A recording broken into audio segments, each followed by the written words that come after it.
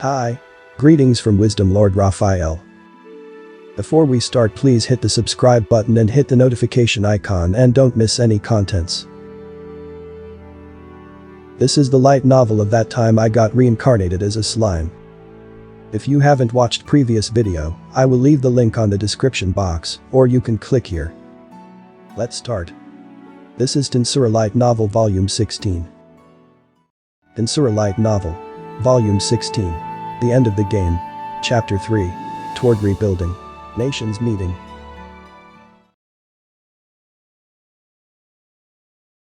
As a result, it turned into an urgent meeting with King Gazel. That was why I personally came to pick him up. Diablo and Xian were escorting me, but this was business as usual.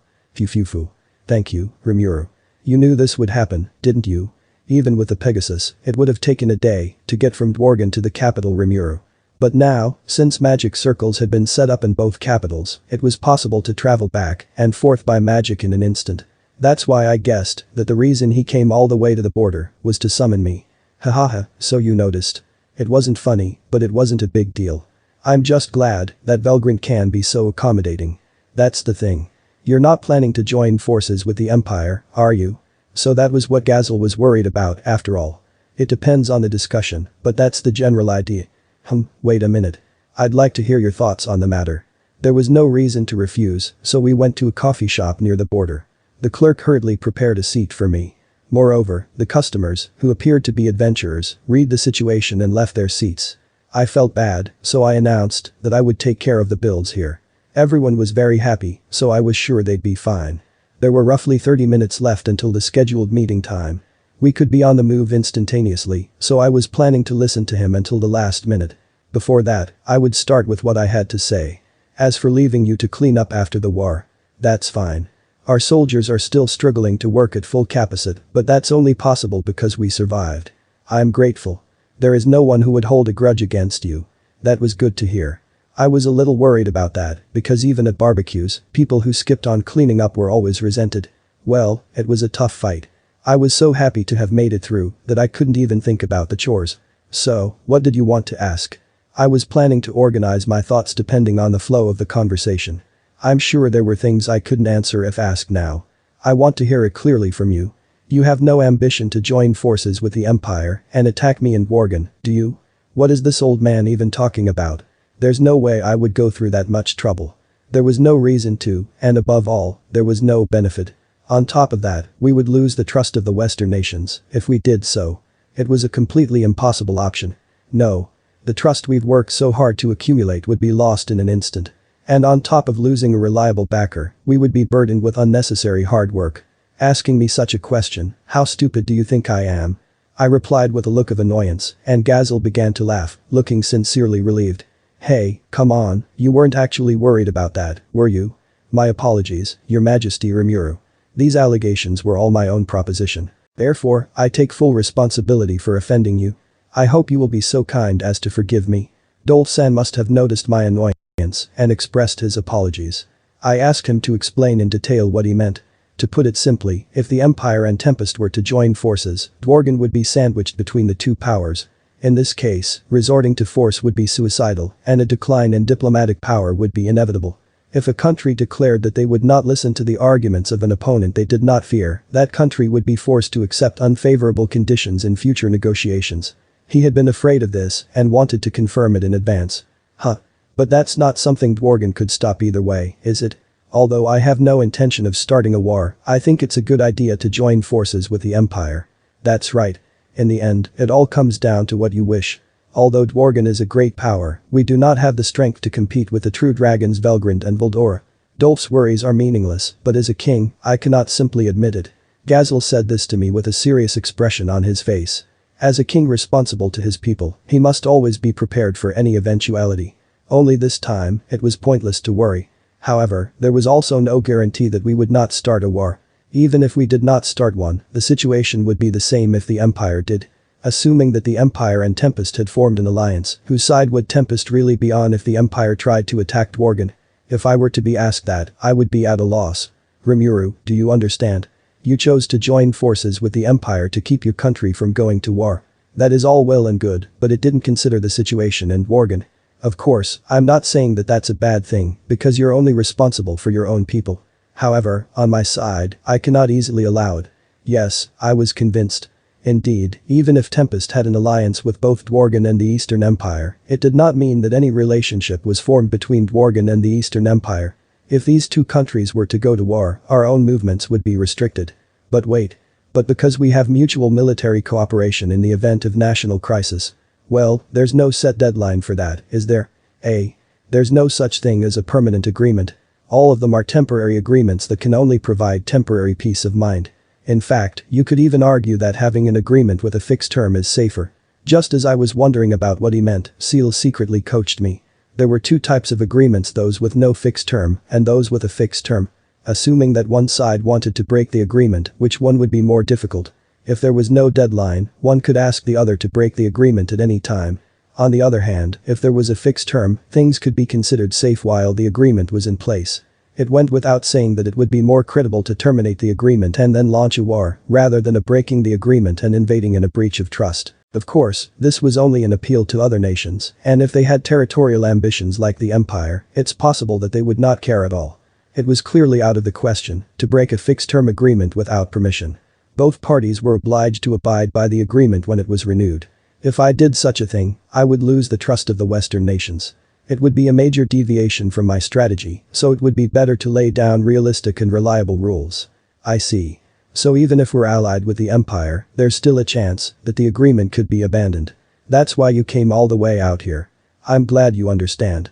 Yeah, that's definitely something to worry about. Understood. Well then, even if we decide to form an alliance with the Empire, we'll discuss the details of the terms carefully.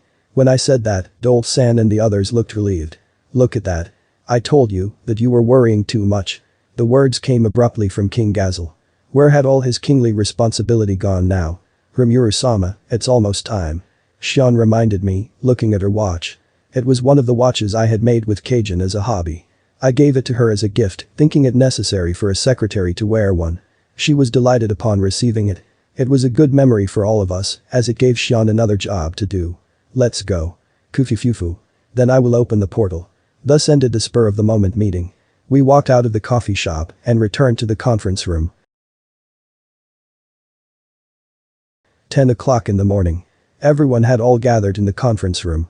The participants were seated at a partially round table with a gap. Or rather, the table was shaped like the C in an eye test. This design, known as the Landolt ring, was invented by the Swiss ophthalmologist Edmund Landolt in 1888. It's great to be so detailed, but I don't want to get into all that right now, so please just explain the key points.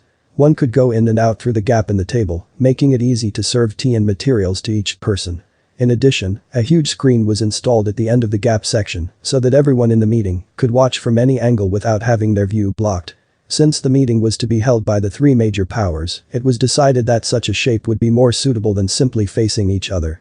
The gap section was located on the southern side. My group was seated on the northern side. I was in the true north seat, while Benamaru was in the northeast seat and Rigard was in the northwest seat. Shion and Diablo were standing behind me, as usual, without sitting down. On the eastern side sat the Imperials. Masayuki was seated due east, and Velgrind was seated to his right in the east-northeast seat. His southern flank was occupied by General Calgurio and Major General Minutes. Jiwoo and Bernie were not seated, but stood behind Masayuki. It was good to see that the two were in charge of the escort. It also meant that they had smoothly reconciled. On the western side of the table was Gazel and his group, who had joined in urgently. Gazel was in the seat due west. The northwest seat was occupied by Dolph, the commander of the Pegasus Knights, and the southwest seat was occupied by Jane, the court mage archwizard. Henrietta, the head of the Night Assassins, and Vaughn, the Admiral Paladin, did not take their seats but stood and acted as guards. And so, just like this, the three forces faced each other. I looked around just in time to see Masayuki, whose eyes seemed to be wandering around. His expression was exhausted, as if to eloquently say, "Why am I in this situation?" But rest assured. I felt the same way. Because of this sense of closeness, I wanted to help him if anything happened. The moderator of the meeting, Tensura, stood up and drew everyone's attention. She stepped to the center of the room and began the introductory remarks. Now, the time has come. It looks like everyone is here, so I would like to begin the meeting. After a bow, Tensura returned to the southern side. There were chairs put there for her sit and rest when it was not her turn. I had asked her in advance to help me if there was trouble, so I was sure Tensura would live up to my expectations. First of all, I would like to explain the purpose of this meeting. Because this is a high-priority meeting without prior consultation, there may cases where unwanted remarks are made. In such a case, I would please ask you to remain calm and listen to the other side's arguments first, rather than becoming belligerent. At this time, Tensura paused and looked at each of the participants to see their reactions. As the representative of my country in the Western States Council, Tensura was very familiar with these situations. Hoping that this would go on smoothly until the end of the meeting, I continued to watch Tensura with that desire. Let us begin by confirming the final objectives of this meeting. With the Imperial side, we would like to conclude an agreement to end the war. And with the Dworgen side, we would like to conclude a new treaty based on our future relationships with the Empire. Is that correct? No objections. Masayuki looked as if he wanted to say something, but Velgrin answered before he could. Yes, I have no objection. At the same time, Gazel nodded gravely. I was a little late in response, but I didn't panic and open my mouth. Since that's the case, let's examine the status quo first. That all right with you guys? My tone of speech was a little odd, but who cares? I checked the reactions of both sides, while maintaining a natural expression. Masayuki was looking at me with respect. Fufu, what a cute guy. That's right, I think I'm really amazing too.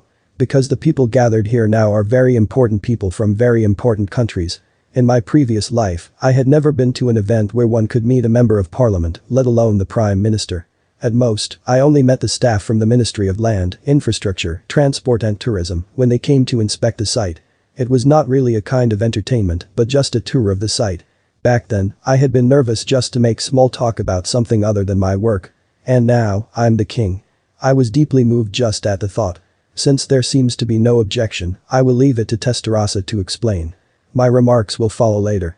If there are any questions or doubts, I will accept them and correct any mistakes. Now then, please explain. The meeting proceeded as planned. That's all for today. Hope you guys enjoy it. Please check my other videos. Don't forget to like, share, subscribe and hit the notification icon. And don't miss any updates. Thank you for watching.